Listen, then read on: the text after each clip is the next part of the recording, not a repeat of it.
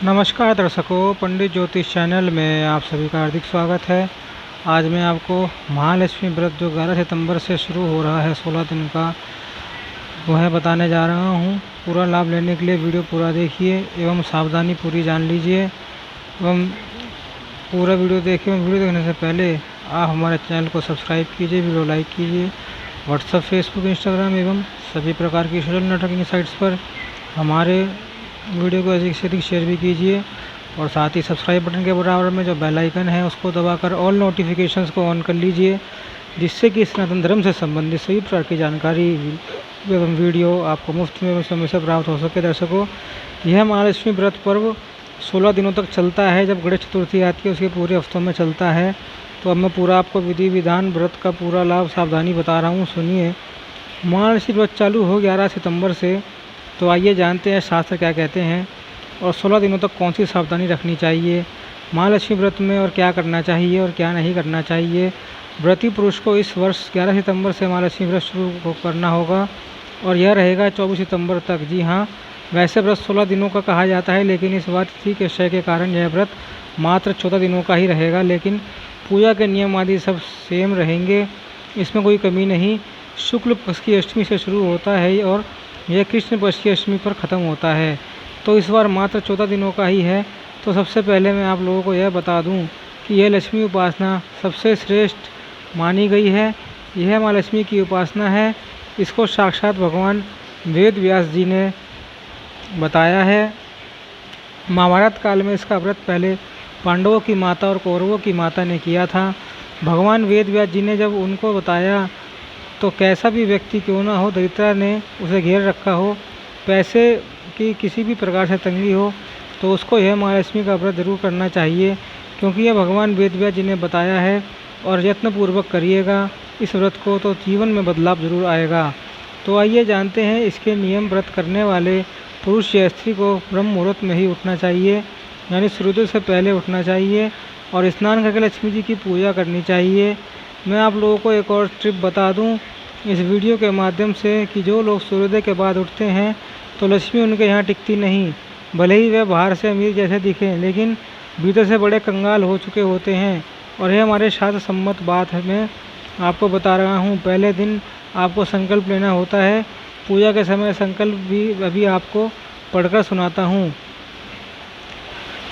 हम महालक्ष्मी व्रत कृष से हम महालक्ष्मी व्रतत्वम परायण दत्त वृद्धो न मया तो समाप्ति त्वम प्रसादत। इसका अर्थ है कि हे देवी, मैं आपकी सेवा में तत्पर होकर आपके इस महालक्ष्मी व्रत का पालन करूंगा। आपकी कृपा से यह व्रत बिना किसी विघ्न बाधा के परिपूर्ण हो। हाथ में जो अक्षत जल और पुष्प लेकर हमें संकल्प करेंगे, वह संकल्प का जल अक्षत पुष्प माता के चरणों में समर्पित कर देंगे। संकल्प के बाद आपको 16 तंतु और 16 गांठों से युक्त डोरा अपने हाथ पर बांधना होता है।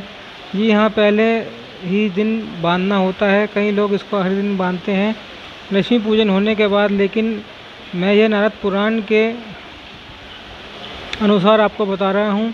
यह डोरा आपको पहले ही दिन बांधकर अपनी पूजा करनी है। पहले दिन बांधे हुए डोरे को आखिरी दिन तक बांधे रखना है। पूजन आपको 2 टाइम करना है, सुबह सूर्योदय से पहले, यानी सूर्योदय जब होता है तब भी कर सकते हैं, लालिमा जब दिखती है, और सूर्यास्त के समय तो करना ही है। आपको सूर्यास्त का प्रदोष काल होता है। प्रदोष काल में लक्ष्मी जी की उपासना सर्वश्रेष्ठ मानी गई है। और 16 दिनों तक आप अपने घर में दीपक जलाकर रखिएगा। अलग अलग स्थानों पर, जैसे मुख्य दरवाजे पर आपको 2 दीपक जले हुए होने चाहिए, और भी जगह पर जहाँ पर आप दीप जला सकते हैं। दीपावली के दिन में हम जलाते ही हैं, तो आपको पता है।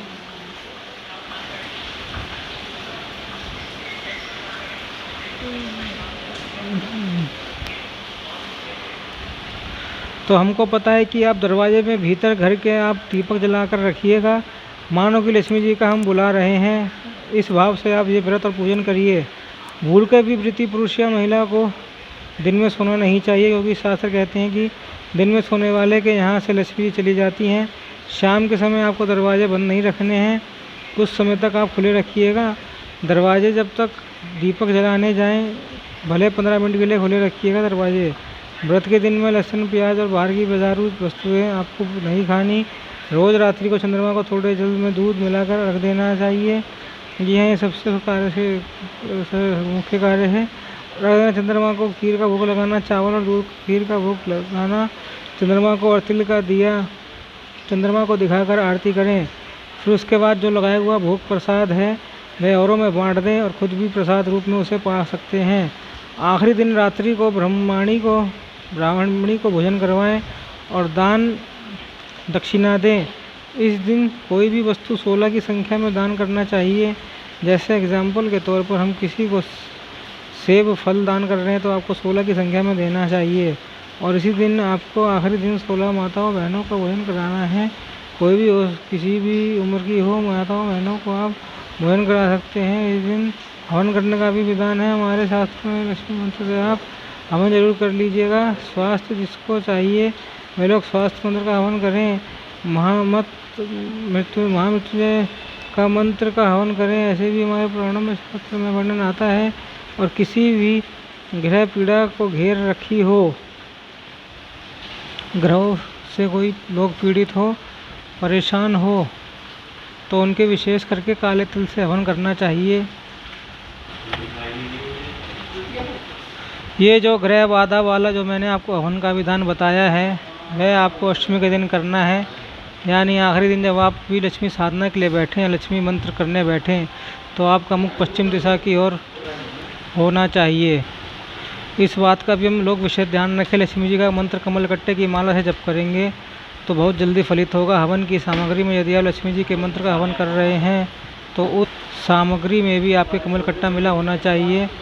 इस दिन पूजन में लक्ष्मी यंत्र का भी पूजन जरूर कर लेना चाहिए। पहले दिन जब हम लोग लक्ष्मी जी का पूजन करेंगे तो उसके अंदर लक्ष्मी यंत्र भी आप लोग रखिए। यह बड़ा प्रभावशाली यंत्र होता है। जैसे पूजन किया जाता है वैसे लक्ष्मी यंत्र का भी पूजन करिए। 16 दिनों तक ये मैं पूजन कर अधिक टाइम मिलता है तो वीडियो बना दूंगा।